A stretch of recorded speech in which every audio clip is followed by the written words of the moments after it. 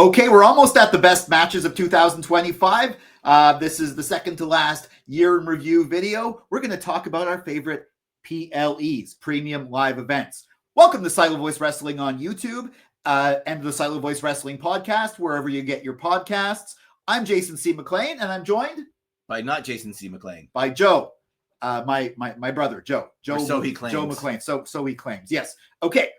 So we're going to go with the top 5 premium live events. These are WWE main roster PLEs of 2025. We also have some honorable mentions. And in the next video that's going to come out is when I find out about this at first. But for now, Joe has decided to do this in chronological order. Yes. For some reason. I, on the other hand, have ranked them in order of importance. You know why? Because I went to January and I started looking at the PLEs, and then I wrote them down when I decided I liked for the ones I liked, and then they were in chronological order. Okay, you didn't feel like ranking them any further. All right, no, so I didn't feel like that. So let's first of all, I'm going to say, I guess maybe I'm going to start this time. Sure, you start. Because I want to say something. There's going to be no WrestleMania or SummerSlam on my list. That's not because I didn't like the matches. In fact, some WrestleMania and SummerSlam had some of the best, most amazing matches of the year.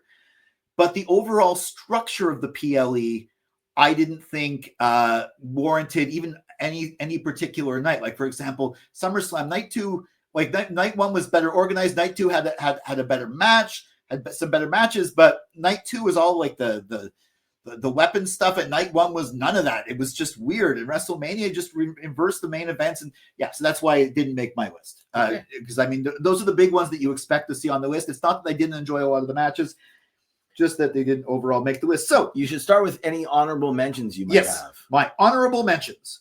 I have, it's an interesting one. It's not technically a PLE, but we're counting it. The November Saturday night's main event. That was the one where CM Punk became world champion. Jade Cargill became the WWE Women's Champion. Cody retained. It was just such a well-organized, well-flowing, well-put-together show that I had to give it an honorable mention. Okay. My other honorable mention is Clash in Paris. I mean, the screw job ending, it was kind of predictable, but the fact that it was Becky Lynch who did it, and the fact that they built that tension the entire night, and overall, I remember enjoying pretty much most of that show, and there were no real clunky spots, so it makes it's not going to make the top 5, but it's an honorable mention. Okay, I had no honorable mentions. I actually struggled to come up with 5 because in my mind, it's not, is it a good PLE? It was like, did it stand out compared to the other ones? Okay. And I did not. I was struggling to find 5 that stood out above the other PLEs. Okay. Right? Like if a PLE is good, like, well, there was good matches. Well, they all have good matches. So yeah, it's like the structure of it, the whole, it's the whole package rather than the. Well, no honorable mentions. Okay, so I'm going to go with my number 5. Is recency bias possibly, but Survivor Series War Games. I enjoyed it. I thought, I mean, these were not the best War Games matches on the main roster. And the War Games match, and I really didn't like the fact that they took away the shark cages. Like I missed those shark cages. But still, I mean, it's something that starts off with Io Sky doing the trash can thing and ends with like a surprise at the end. But mainly that Dom and Cena match in the middle, that was just such a wonderful match to watch. And it was 4 matches. It wasn't too long.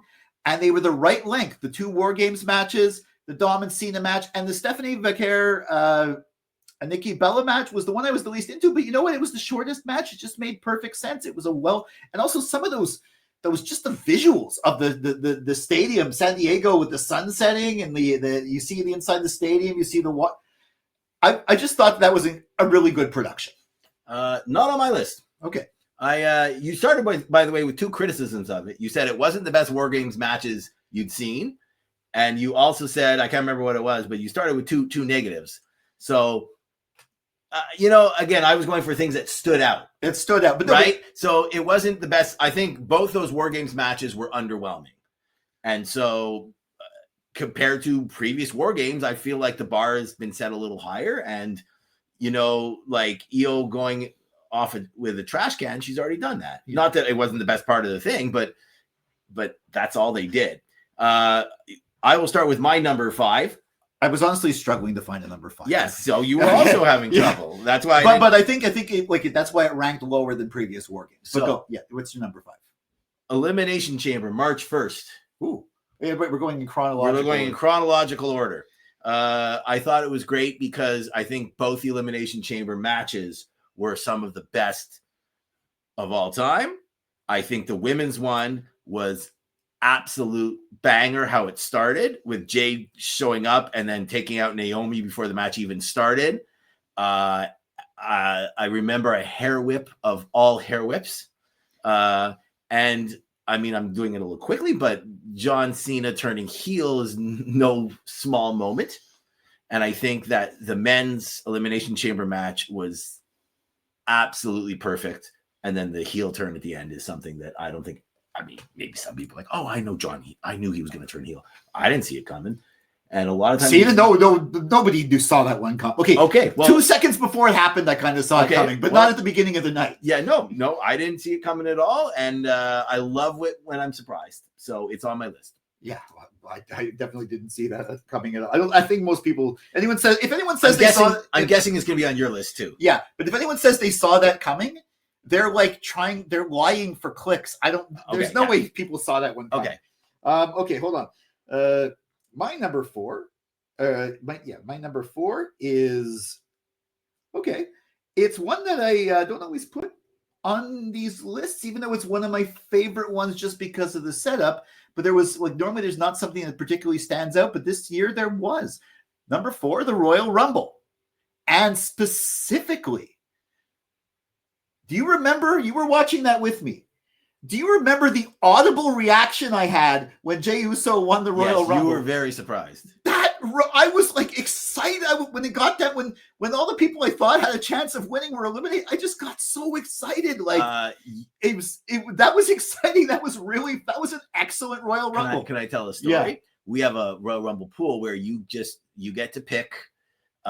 You pick numbers out of a hat, and whatever number you get, that's the wrestler you get. So whoever shows up, and he got Jey Uso in the pool, and he was not too happy when he got Jey Uso. And I remember saying, that's a really good pick. He's got a legit shot, and you were like, no chance. And then, sure enough, so yes, you were genuinely surprised, and I also had Cena too. So when it was down to, I was like, this is a really weird ending, but at least I have both guys in my pool. And the women's Royal Rumble was up to par. It was fun, and the Cody Rhodes, the ladder match, Cody and Kevin Owens was brutal, but there was some good storytelling, and that was brutal though. I mean, there was the tag match too, which was not really focused on, but it was a good match. That was kind of like the bathroom break match, but overall that one over delivered, especially with the men's Rumble match. Okay. Mine, April 19th, WrestleMania night 1. Okay, I picked night 1. I know you didn't pick the WrestleManias. I thought night 1 of WrestleMania was just great. I mean, it started with the Jey and the Gunther, and it ended with that triple threat with Paul Heyman turning on his 2 buddies, and the whole, it set up the rest of the year. Of raw storytelling, at least. And I mean, I don't know how you don't put one. I mean, you didn't want to put one of the WrestleManias. I looked at the 2 WrestleMania nights, and I decided I liked night 1 better than night 2. Feel free to disagree. Well, the only problem I have with night 1 is that, for example, if they had reversed, I know why they did it the way they did because of the star power of some of the people, but that Paul Heyman, whatever, if that had opened and if Uso and Gunther had closed, it probably would have made my list. Okay. Well, I think it was great. Yeah. I mean, despite that. I mean, yeah, but I also Living Color, see the entrances and stuff. But the production is always fantastic. So I put a WrestleMania in there. Okay. Where are we up to now? We're up to number 3. My number 3 Crown Jewel Perth. Oh, yes, Crown Jewel Perth. We had the we had that great match that you that I know you loved the match. We both loved the match. The tribute band match. The tribute band match. John Cena versus AJ Styles. That was just a perfect. Even its placement on the card. Like I was like, it's doing Cena in the middle, but no, it actually really worked. It was like I like the way that show was balanced. Even though that was a tough act, but and they were smart. How do you follow something like that?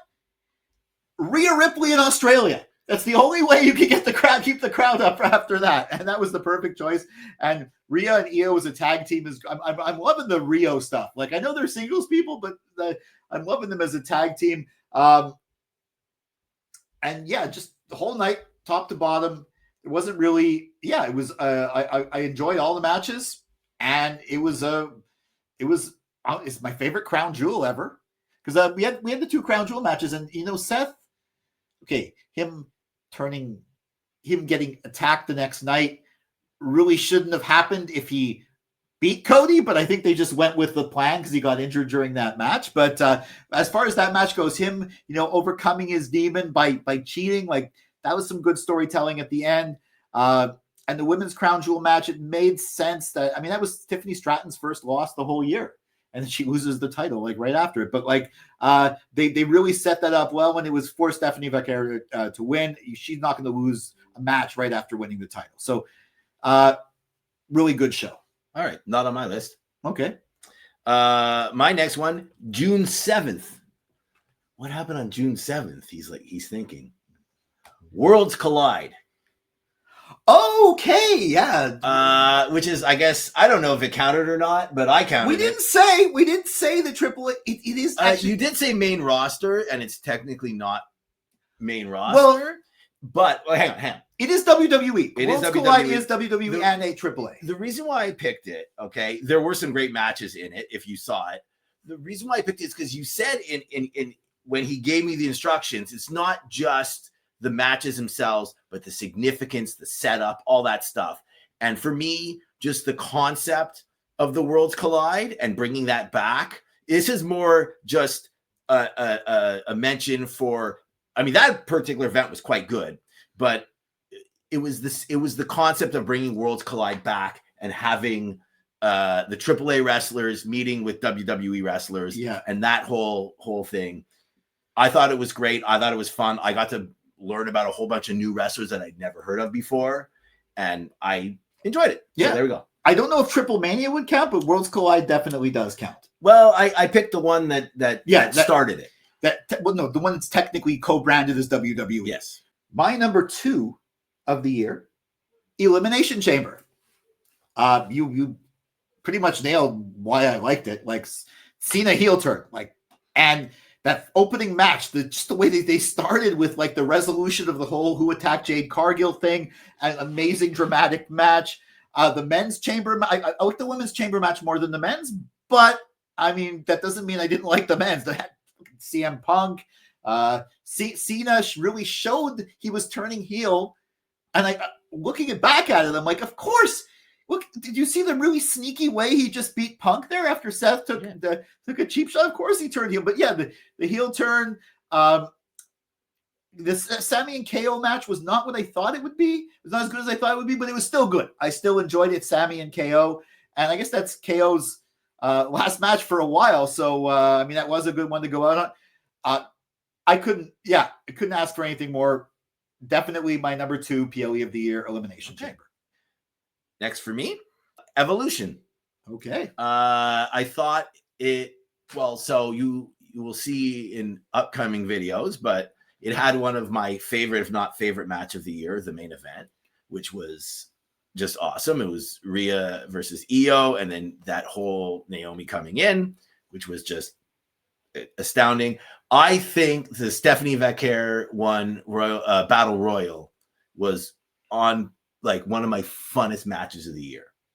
And I thought it was the right pacing for matches. And I thought it was just a lot of sort of grudge matches and then fun. And then just one of the best matches of the year to end. And so, I picked Evolution.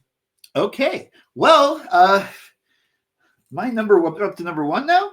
Sure. My number one, and this is not in chronological order. This is in order of importance. My favorite PLE of 2025 was Evolution. We did agree. Yeah, I thought we did we agree. agreed. Yeah, like but it's not because of chronological reasons, but like in fact, actually, it's interesting to note that Evolution was kind of shoehorned in there. It was following a Saturday night's main event. It was like it was sort of like a last minute thing, and it's a harkening back to Evolution 1. Could they recapture it? But even though it was like really, it was almost really thrown together, what they produced was magic, was excellent. That ending, like I did not think they were going to do that. The Becky Lynch match, I mean that was like Becky and it was Becky and Lynch, like Becky, the triple threat. But Becky, the early stages of the Becky Lynch heel character, in some other videos, probably already, you might have seen him mention how Becky's character was actually a very good part of the year for being her heel character. That was the early stages of it. Even the NXT match, like normally you'd think that's like why is there an NXT match? But it didn't. It was a pretty simple NXT story, but it really fit. It fit and it showcased some talent that we don't normally see on the main roster, or at least not yet. Also the tag match. The tag match was excellent. Remember it was the Charlotte and that was the beginning of Team Charlotte and Alexa, and they got along, and great storytelling that match. Great storytelling through the whole night. They really delivered, and they gave what I think was the best PLE of 2025. All right, and I have one more. Yeah, which is again in chronological order, and it's a PLE that, as of our taping of this, has yet to air. And it's the Saturday night's main event, which will be airing on December 13th. By the time you see this, it will have aired. And you can say, well, how did you pick a PLE that hasn't even happened yet? It's John Cena's last match. I'm looking forward to it. Even if it sucks, I'm going to be happy. And also the concept of having young up-and-comers face like established veterans, I'm already bought in. And again, it's supposed to be based on significance, you said. And even if the matches suck, the significance of Cena's last match, I'm putting it in. And again, I didn't really have PLEs that I felt stood out this year. So I kind of cheated and I slipped one in that hasn't even happened yet. Saturday night's main event definitely counts, and it very well might be. I just, without having seen it, I just could not put it on. I bring myself to put it on the list, but I don't care if people insult me for it. So actually, no, I'll have to make sure this video comes out after it. You could have just lied and said it was fantastic. But I don't know if it's good or not. What if it's terrible? They feel like it was terrible. How could you put it on your list? Also, you said like, yeah, I mean, Gunther was a great final opponent, and then like we'll watch SmackDown later tonight, and LA Knight's his final opponent or something. Yeah. Okay, so those are our top 5 matches. We've had other best of the years. We got one more final best of the year video, which is matches. This was PLEs. That's matches. So. Let us know in the comments if you agreed with these PLEs. Let us know if you like Joe's method of doing them chronologically for some reason. I don't care if you like it or not. So, okay. But let me know. Yeah. I don't care. Let us know in the comments. Make sure you like, share, subscribe, ring that bell for notifications. For all my wrestling hot takes, cold takes, simmering takes, WWE premium live event prediction review videos, wrestling opinion pieces, and assorted thoughts on Raw and SmackDown.